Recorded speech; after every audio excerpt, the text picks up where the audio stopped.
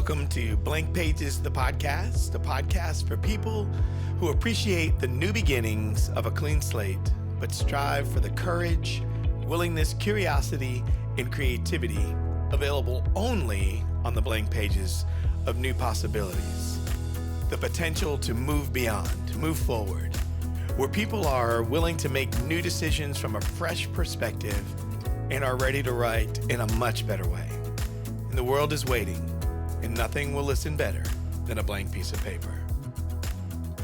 Well, hello and welcome to the show. I am your host, Tim Pecoraro, and I'm glad that you are here with me today. And this is episode 11, and I'm continuing on with this fun topic, a topic I'm really having a good time doing, and it's around momentum. So this is part 4 of this 4-part, like a little series I've titled, It's All About Momentum. That's the name of it. All About Momentum. And so to wrap up this series, this is 4 of 4, I'm putting out this idea of like this 4 types of forces that you're going to encounter as it relates to momentum. So before we go into that, though, I want to start by saying that I'm so grateful for each of you that listen, and I hope that what I'm sharing is going to find use in your world and value in your world, that in your daily life, that it'll be helpful, it'll be useful, and I hope it's disruptive, like in all the right ways, though. So as I'm getting these things together and sharing with you, I do want it to have use. I want it to have value to you, but I want it to be disruptive in all of the right ways. And also, I want to stay in touch and would appreciate if you joined my email list.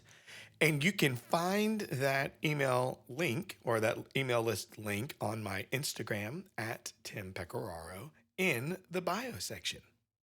So now, today's episode. This whole idea that there are types of or forces, right, that we'll encounter, or even qualities. So I want you to also think about what I'm going to share. These are forces, or even a way to look at intangible qualities that you will encounter as it relates to momentum. So I encourage you to go back and listen to the previous episodes. And, it starts with, what's the big deal? What's the magic of this momentum, right? What's it all about? What's the magic in it? And then how to build it? What's the buildup of momentum and then maintaining momentum? And then this one here is going to be just these 4 forces or these 4 intangible qualities. So I just want to get into them. I want to give you some ways to look at them as I name them. But so however you view it, you may have different terms, whatever. That's great.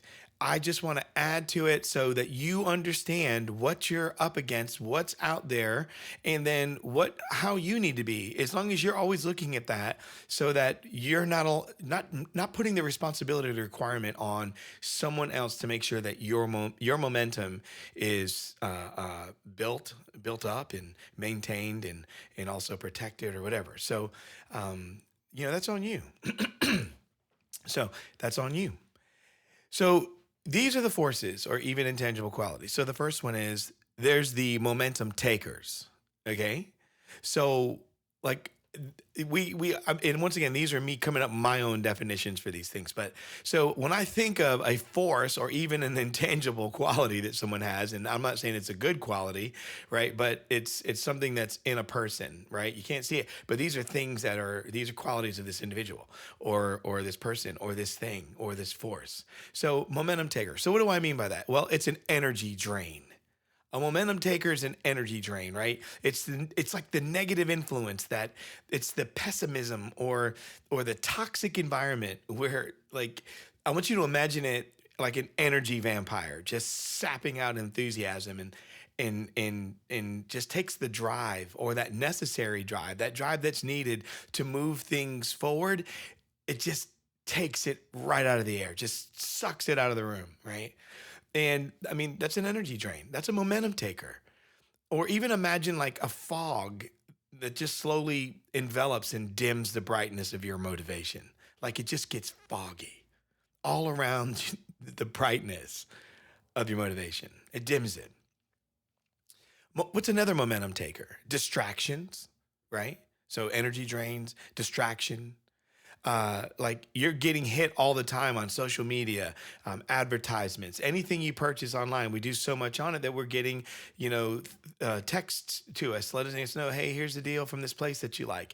Now, I get them too. I like them. There's certain things I like getting information from. So I have my reading list, and this once again, folks, I am not being paid to make any of these statements. I'm just letting you know some of the things I'll get notifications from. So because I coach sports, one of the teams they're signed with Nike. So because of that, there's, I want to look at Nike stuff because that's what you can wear as a coach on the sideline. Of course, I like updates from tools that I use or apps, certain apps that I may use. One of them being the Remarkable app because I use a Remarkable notebook. So these are things that are distractions to me as well. And it's just a constant barrage of this information that's coming at me, competing for my attention, that can sometimes distract me and take my momentum because then I stop doing the daily things that are going to help me do the necessary things in order for me to see my long-term goals fulfilled and met. And so that is a distraction. It's a momentum taker. I mean, that comes in like a thief, man. It just takes away your time and your energy that could be really, I mean, you could be investing that in meaningful pursuits, but you're distracted. So even though something can be useful, just remember it could also turn into a distraction, take your momentum. But here's another one, doubt. So what is another momentum taker? Doubt. Your self-doubt, my self-doubt, external skepticism in the eroding confidence, right? That's going to be required to sustain your momentum. You have to look into that. You have to figure out what role your own self-doubt is playing in this story. I want you to think about, here's an example of, you're driving a car. This is what doubt will do to you.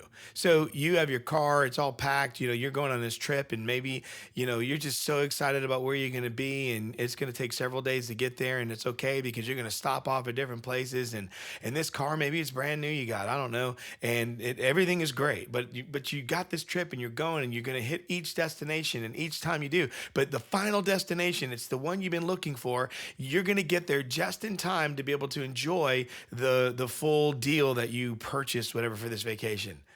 So you get to that final night that you're going to stay before you go to the final destination, and you have to leave at a certain time, and you wake up in the next morning, and guess what? Only to find out that, oh no, I have a flat tire. But you didn't know that this thing has been going flat for a while. So all the sites, all the things you've been doing, you were riding with an initial tire pressure that was great, but it was gradually diminishing until your progress comes to a halt. Now, it's solvable, but it takes the momentum. So momentum takers are energy drains, distractions, and doubt. Well, what's another intangible quality or force, right? What's another force? So the first one is the momentum taker, and the next one is momentum blockers. So what's a momentum blocker? Well, a momentum blocker, here's an example of one, like it's a lack of clarity. That will block your momentum. The absence of a clear vision or purpose can create just an invisible barrier that prevents your forward movement. I mean, it's a wall that it's almost like it's deceptive even, but yeah, it's there. It's this wall. But it's because you have lack of clarity of your vision. You know it's there. It's just you can't get through it. It's similar to, like, just imagine you're trying to navigate through.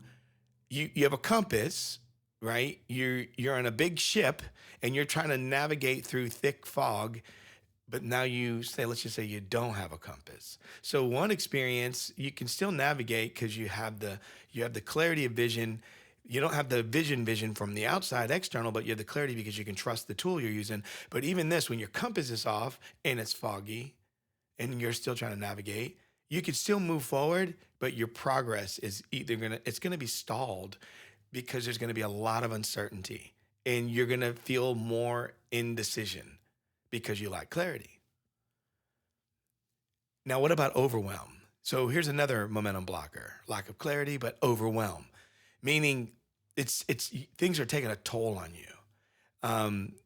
It's just too much, of facing overall complex challenges without a strategy, or or things like that. Just they're going to slow your momentum in its tracks, because it's like putting little bumps, and it's just stuff in your path.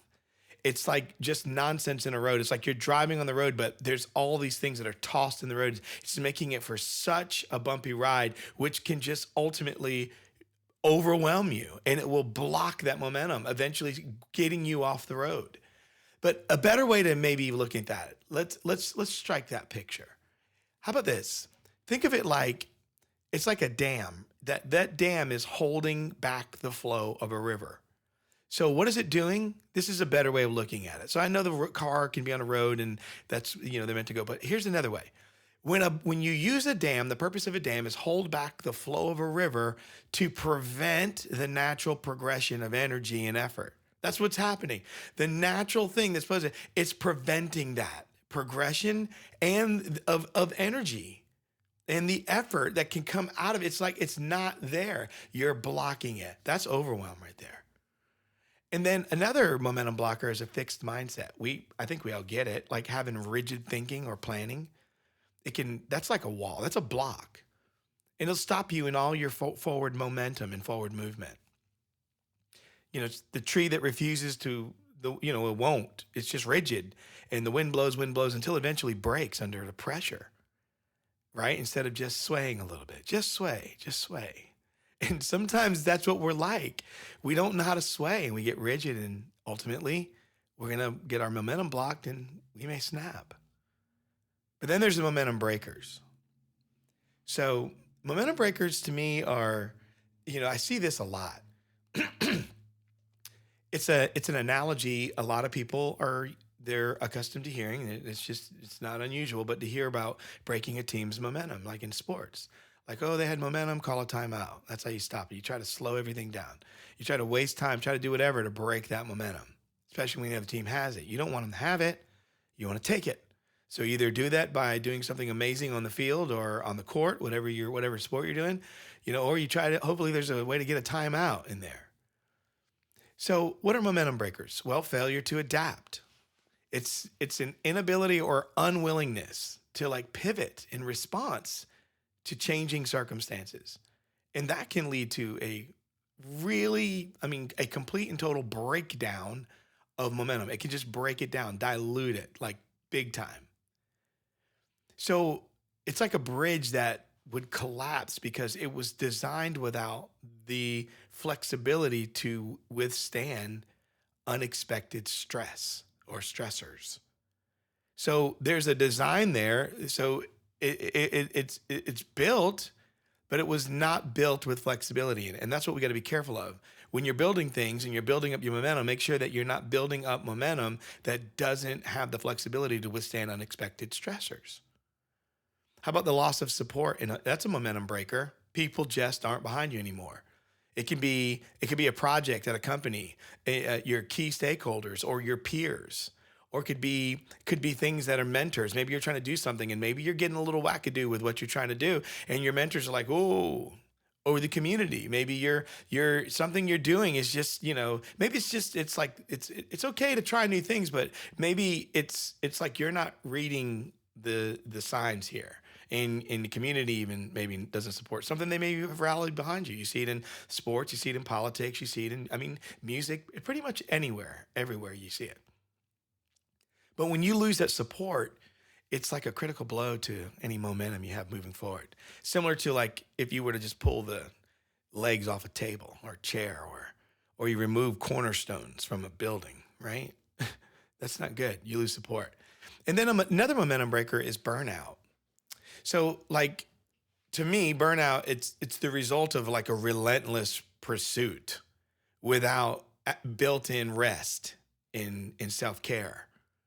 And then what you're going to experience is like it can lead to a sudden and just a dramatic loss of momentum, like a burnout, like, whew, it's a burnout. It is seizing up. So imagine it's like a machine it overheats and then it shuts down because it was pushed and pushed and pushed beyond limits without any maintenance. That's a momentum breaker. Momentum breakers are failure to adapt, loss of support, and burnout. So those are three pretty big ones, guys. Momentum takers, then momentum blockers, and then momentum breakers. But there's one force I want to bring up and this is just so good to wrap up with because I want you to get a vision for this. A momentum maker. Momentum makers are what we need more of. We need to ourselves be momentum makers. Momentum makers are people with passion and purpose, or they recognize it. It's that deep seated passion for maybe their work or a clear sense of purpose that's going to also generate just another force, an unstoppable force within the workforce. And it drives momentum forward. It's the passion and purpose that comes out with such clarity that it's a driver, like the wind at your back, or if you throw up the sail and even the water's rough, you put that sail up and the wind hits that sail and it gives you forward progress even in the tough and rough waters. That's momentum making with purpose. That's why you need that passion and purpose. But also momentum makers they're known for adaptability and resilience. It's important, that we understand we need to be flexible and resilient. We need to be able to navigate and deal with obstacles and bounce back from setbacks. This that type of quality, it ensures that your momentum is not only maintained but it's also strengthened, right? When you have that adaptability and resilience, you get strengthened through going through that stuff, through the tougher things. It's the pressure that becomes your privilege, right? You squeeze the seed and it breaks the skin and the essence of what's inside comes out. That's why when you hear things like adversity reveals who you truly are and not who you say you are, it's because that's the thing. That's what's inside of you. That's what comes out of you. And that's what you want to know.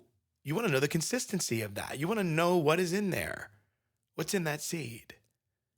So you want to strengthen though. Once you know and you can do it, you want to build from it, get the good stuff in there and let pressure come. Pressure is now your privilege because it releases your essence. It's the only thing that's going to bring what's really the best of you out.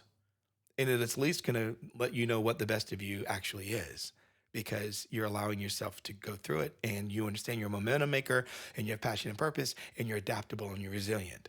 But let me tell you what else, it help, people that are this way, momentum makers, they're all about community and collaboration.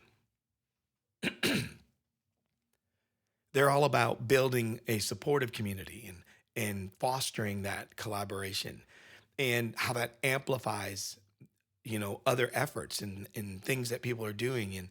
And that is another propeller. It propels things forward. It moves things in a better direction. I mean, just imagine, I mean, I believe, and I learned this from my mentor, John Maxwell, talks about anything worth having is uphill. You can't go uphill with downhill habits. That's why I do uphill strategies, because if it's worth it, it's up there. Like you got to figure it out. You got to understand that it's gonna be difficult. You don't ask how much you're gonna pay me. It's how much do I pay to be involved? Like what's it gonna cost me? What's my investment?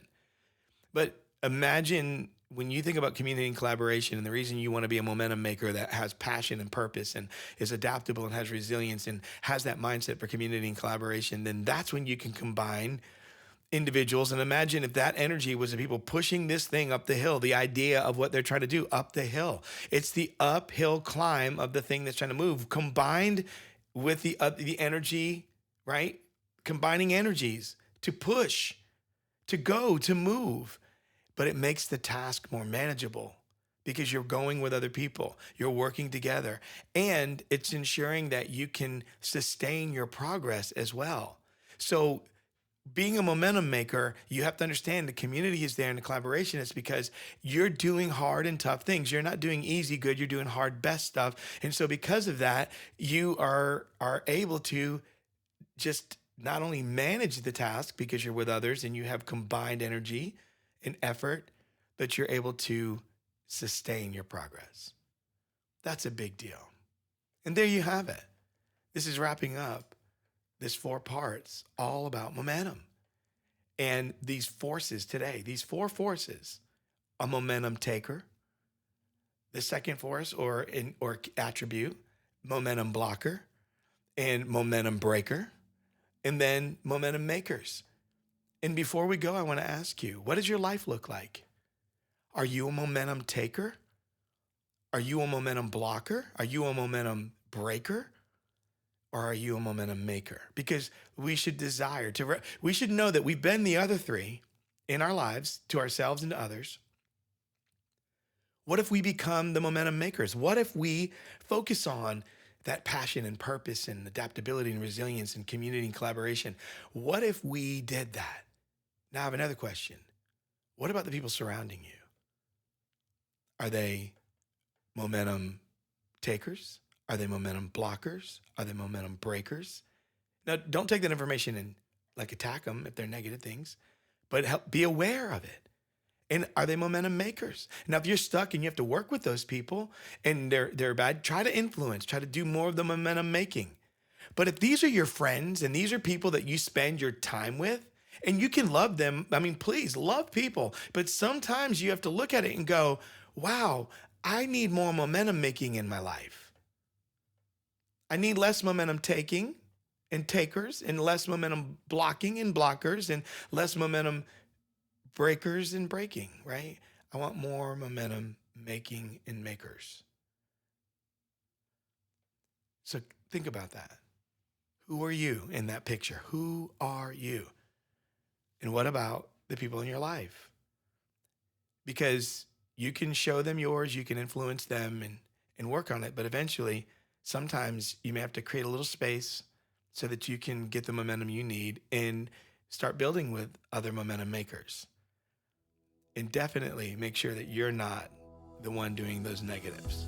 You're not the one that's breaking and taking and blocking. So thank you for listening, and I'm looking forward to the next episodes coming out, which I'm so excited about. And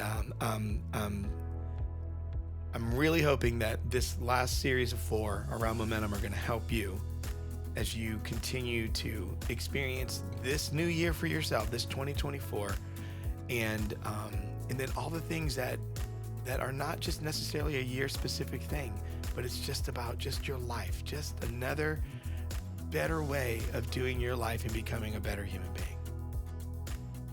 So until next time, we'll talk soon.